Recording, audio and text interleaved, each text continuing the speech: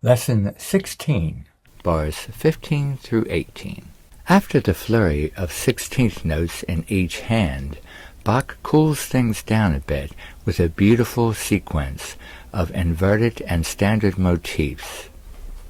The only note you don't know in these 4 bars, because of our motif study, is the first 16th note.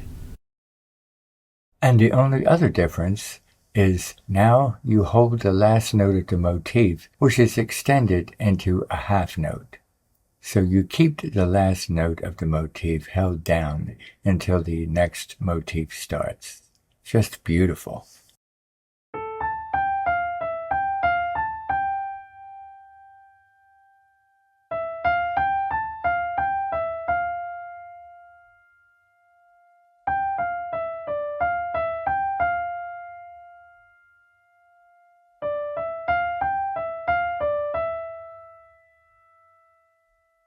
Play along with this next video clip.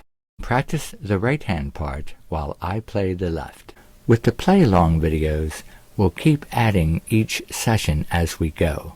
Okay, I'll count 4 beats and then go. Ready? 1, 2, 3, 4, go.